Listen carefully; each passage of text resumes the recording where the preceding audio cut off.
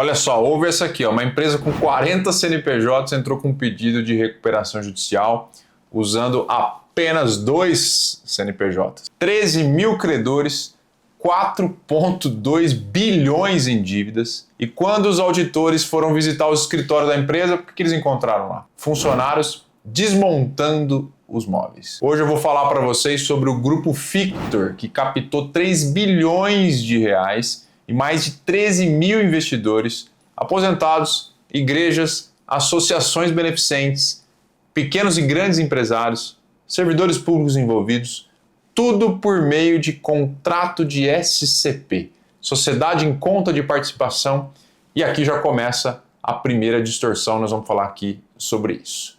SCP é uma estrutura societária legítima, o sócio participante entra com capital e divide os resultados do negócio. Se vai bem, ganha, se vai mal, perde, não existe retorno garantido. Uma sociedade.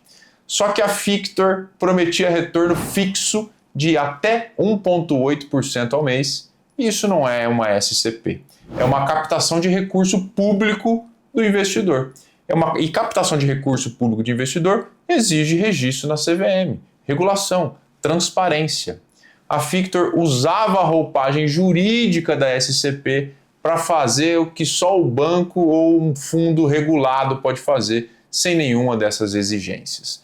13 mil pessoas assinaram um contrato achando que eram sócios de um negócio na prática, mas eles estavam emprestando dinheiro para uma empresa sem as proteções que esse tipo de operação exige. Tá? Vamos lá. Em novembro de 2025, o CEO Rafael Góes anunciou a compra do Banco Master por 13 bilhões de reais.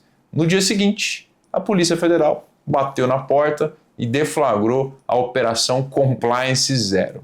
Os principais executivos do Banco Master, vocês já estão sabendo, foram presos, o banco foi liquidado pelo Banco Central e agora a gente está vendo todo esse escândalo, toda essa movimentação, todo esse problema. E aí veio o colapso financeiro e já era esperado. 70% dos investidores do Banco Fictor pediram dinheiro de volta ao mesmo tempo. E aí o que aconteceu? Em 1º de fevereiro de 2026, a Fictor entrou então com um pedido de recuperação judicial. E aqui começa o primeiro problema jurídico grave. De 40 CNPJs do grupo, como eu mencionei, apenas 2 são os requerentes desse pedido de recuperação judicial. A Fictor Holding e a Fictor Invest. As subsidiárias, que têm patrimônio real, Fictor Alimentos, Fictor Infraestrutura, Fictor Asset, ficaram de fora desse pedido de RJ, não entraram ali com o pedido. E a justificativa da empresa está na petição inicial, eles afirmam que isso foi para evitar um efeito dominó, um colapso ainda maior, mas de fato os credores até agora viram outra coisa. Muitas dessas empresas que ficaram de fora funcionam no mesmo endereço, têm o mesmo administrador e estão registradas no mesmo CNPJ principal, um único andar de um prédio na cidade de Monções, em São Paulo, onde 10 empresas do grupo têm o mesmo endereço, o mesmo número, tudo junto.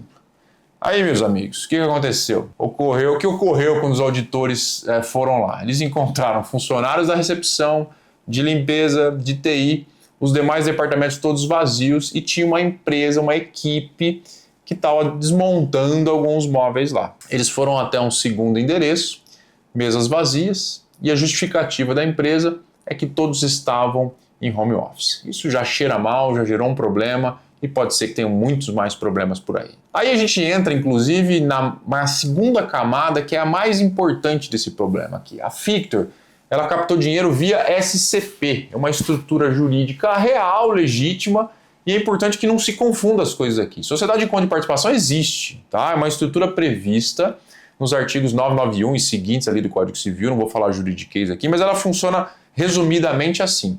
Tem um sócio ostensivo, que é chamado assim, que aparece, ele opera, ele assume responsabilidades, e no caso era a Fictor Invest.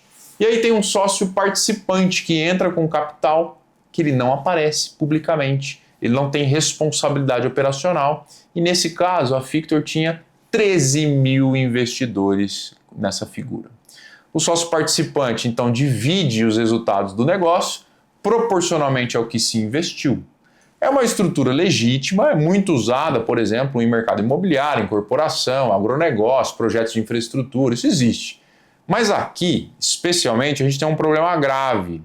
A CVM e a Associação Brasileira de Assessores de Investimentos, eles identificaram conjuntamente que a Fictor oferecia um retorno fixo de 1,4% a 1,8% ao mês. Isso juridicamente é problemático por uma questão óbvia. A SCP não tem retorno fixo. O sócio participante divide resultado. Se o negócio vai bem, vai. Se vai mal, vai mal. Quando você promete um retorno fixo, isso deixa de ser uma participação societária na essência e passa a ser captação de recurso do público investidor.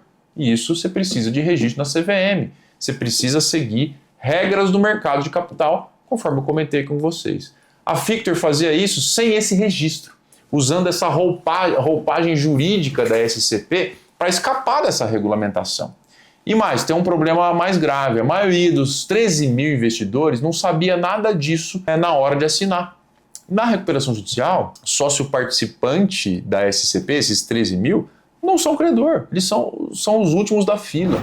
Primeiro vem lá os trabalhistas, depois os fornecedores, depois os credores com garantia real, quirografaram, enfim. O investidor da SCP só recebe se sobrar alguma coisa. E tem mais. A CVM investigou a captação porque havia uma promessa de retorno fixo, o que tecnicamente, meus amigos, descaracteriza a natureza societária desse contrato. Então, isso não é uma SCP, é captação de recurso do público investidor sem registro regulatório. A forma jurídica foi a SCP, mas o conteúdo econômico de fato era outro, tá?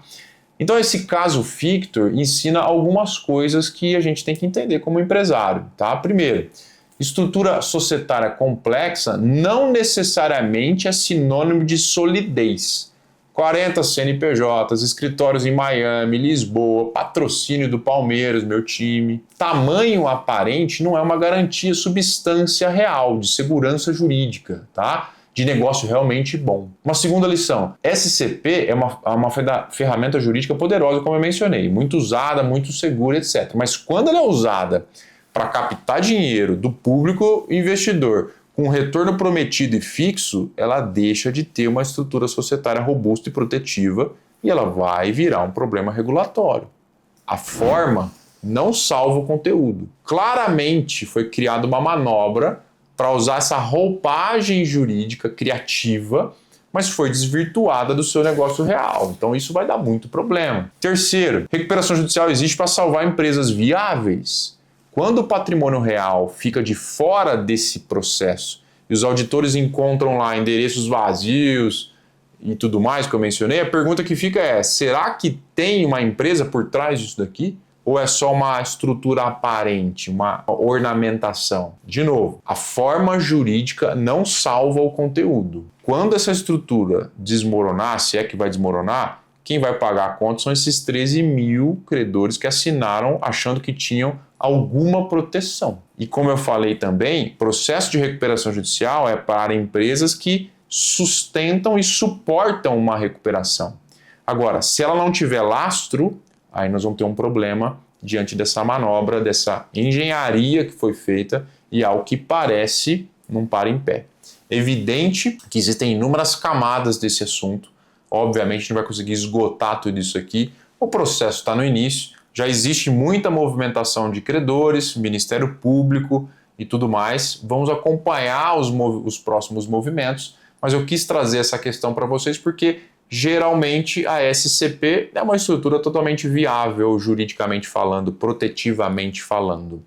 Porém, nesse caso específico, foi dada uma roupagem que, ao que parece, não vai parar em pé. Tá bom? Bom, se você gostou desse conteúdo, se inscreva nesse canal aqui, curta esse vídeo, compartilha para alguém e em breve eu volto com mais vídeos. Acompanhe por aqui. Um abraço.